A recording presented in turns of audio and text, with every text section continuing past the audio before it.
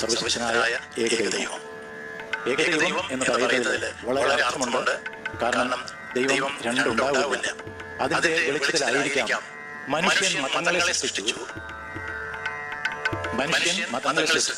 മതങ്ങൾ ദൈവങ്ങളെ സൃഷ്ടിച്ചു എന്ന് വയലാർ എഴുതിയത് വലിയ ആഴമേറിയ ചിന്തയാണെന്നാണ് എനിക്കിപ്പോൾ തോന്നുന്നത്. കാരണം ദൈവങ്ങളെ സൃഷ്ടിച്ചു അതൊരു തെറ്റായ പ്രയോഗമല്ല, തെറ്റായ പ്രയോഗമല്ല, അത് ശരിയായ പ്രയോഗം തന്നെയാണ്. നാം ഏവരും വളരെ ദൈവങ്ങളെ സൃഷ്ടിച്ചുകൊണ്ടിരിക്കുകയാണ്. അതേസമയം ദൈവം ഒന്നേ ഉള്ളൂ എന്നുള്ളതിന്റെ ഒരു അടിത്തറയാണ് അദ്ദേഹം കാണിച്ചത്. എന്തൊരു പാട്ടാണ് അദ്ദേഹത്തിന് നൽകിയത്. ഞാൻ അതിന്റെ രണ്ടുപേരെ പാടാതിരിക്കുന്നത് ശരിയല്ല. മനുഷ്യൻ മതങ്ങളെ സൃഷ്ടിച്ചു, മതങ്ങൾ ദൈവങ്ങളെ സൃഷ്ടിച്ചു. മനുഷ്യനും മതങ്ങളും ദൈവങ്ങളും കൂടി മണ്ണു പങ്കുവച്ചു, മനസ്സ് പങ്കുവച്ചു. ഹിന്ദുവായി, മുസൽമാനായി, ക്രിസ്ത്യാനിയായി, നമ്മളെ കണ്ടാലറിയാതായി ലോകം ഭ്രാന്താലയമായി.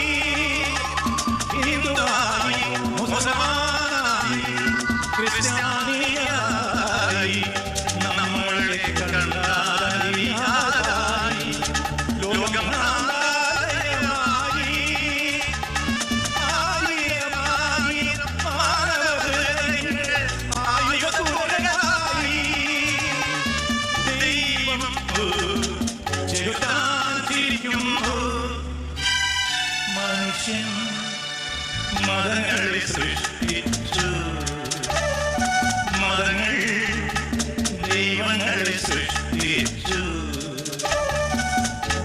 സത്യമെവിടെ, സൗന്ദര്യമെവിടെ, സ്വാതന്ത്ര്യമെവിടെ, നമ്മുടെ രക്തബന്ധങ്ങളെവിടെ, നിത്യസ്നേഹങ്ങളെവിടെ, ആയിരം യുഗങ്ങളിൽ ഒരിക്കൽ വരാനുള്ള ആധാരങ്ങളെവിടെ.